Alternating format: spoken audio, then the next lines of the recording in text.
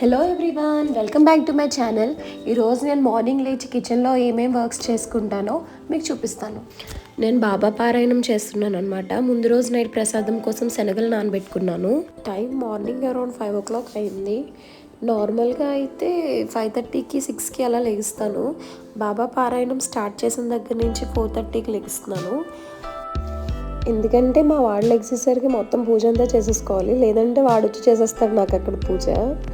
లెగిసిన వెంటనే ఒకసారి కిచెన్ దేవుడి గది తుడిచేసుకుని స్టవ్ మీద పాలు పెట్టేస్తాను. పాలన్నీ మరిగిన తర్వాత ప్రసాదానికి రెడీ చేసుకుంటాను. నేను ముందు రోజు ప్రసాదం కోసం నానబెట్టిన శనగలు ఉన్నాయి కదా, అవి కుక్కర్లో వేసి సరిపడా వాటర్ పోసి కొద్దిగా సాల్ట్ వేసి 4 to 5 విజిల్స్ వచ్చే వరకు పెట్టాను.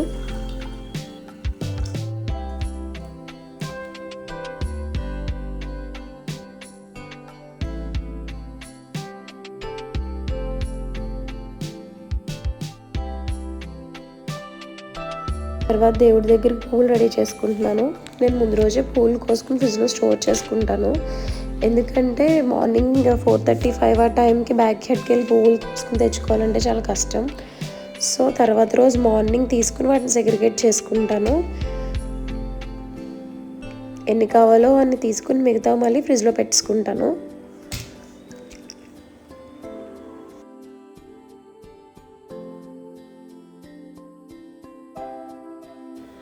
దేవుడి దగ్గర మొత్తం అంతా ఇలా ముందే సర్దేసుకుంటాను.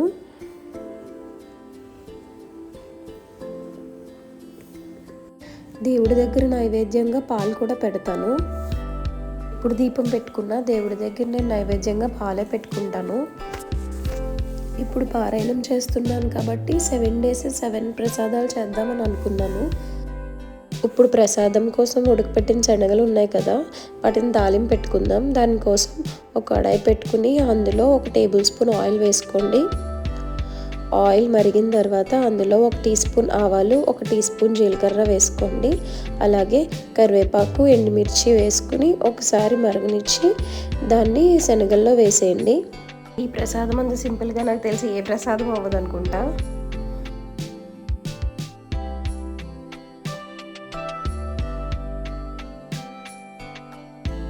ఇలా ఎర్లీ మార్నింగ్ లెగడం వల్ల ఏంటంటే నా వర్క్స్ అన్నీ కంప్లీట్ అయిపోతాయి.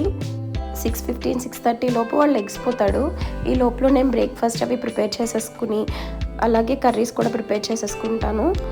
సో వాళ్ళు లెగిసిన తర్వాత వాటితో కాసేపు టైం స్పెండ్ చేసి తర్వాత బ్రేక్ఫాస్ట్ తినిపిస్తాను.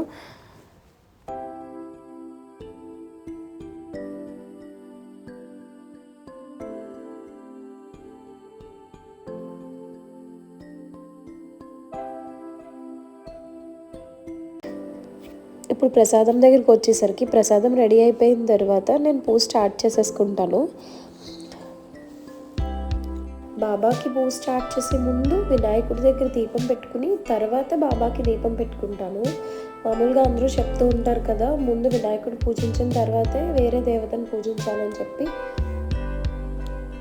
నాకు దేవుడిని ఆర్గనైజ్ చేసుకోవడం అన్నా, కిచెన్ ఆర్గనైజ్ చేసుకోవడం అన్నా, హోమ్ని ఆర్గనైజ్ చేసుకోవడం అంటే చాలా ఇష్టం. ఏదైనా చాలా పర్ఫెక్ట్గా చేయాలనుకుంటాను. పూజ అయిపోయిన తర్వాత ఒకసారి లైట్స్ ఆఫ్ చేసేస్తాను.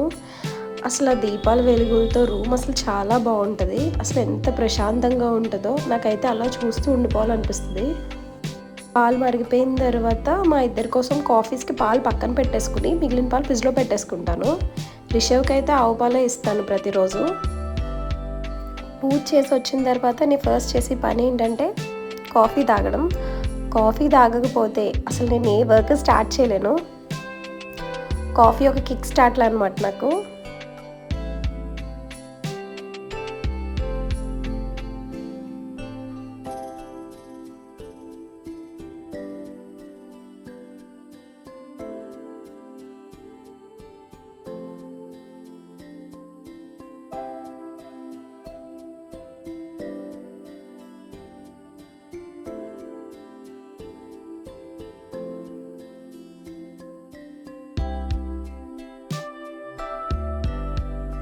కాఫీ తాగిన తర్వాత మా వాడికి బ్రేక్ఫాస్ట్ ప్రిపేర్ చేసేసుకుంటాను. బ్రేక్ఫాస్ట్ కోసం ఒక బాయిల్డ్ ఎగ్ అలాగే 2 ఇడ్లీ పెడతాను. తర్వాత ఒక 200 ml మిల్క్ ఇస్తాను. ఎవ్రీడే ఎగ్ అనేది మ్యాండేటరీ. టిఫిన్ మట్టుకి ప్రతిరోజు ఒక్కొక్కటి పెడతాను. వాడేమి పెట్టినంత బ్రేక్ఫాస్ట్ కంప్లీట్ చేయడు. ఒక 1 వీక్ తింటాడు, తర్వాత మళ్ళీ ఒక 1 వీక్ తిండు. అలా ఒక్కొక్కసారి ఒక్కొక్కలా ఉంటాడు. సో వాడిని తిన్నంత పెడతాను, లేదంటే వదిలేస్తాను. వాడిని ఏమి తిను అని చెప్పి నేను ఎక్కువ ప్రెషర్ చేయను.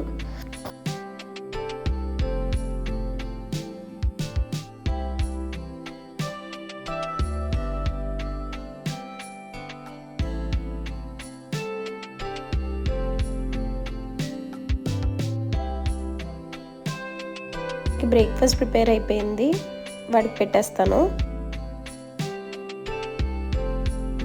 ఇడ్లీ మీద గీ రాస్తాను అండ్ చట్నీ కూడా పెడతాను. ఇది వరకు చట్నీ ఏం తినేవాడు కాదు, మమ్మల్ని చూసి వాడు నేర్చుకుంటున్నాడు అనమాట.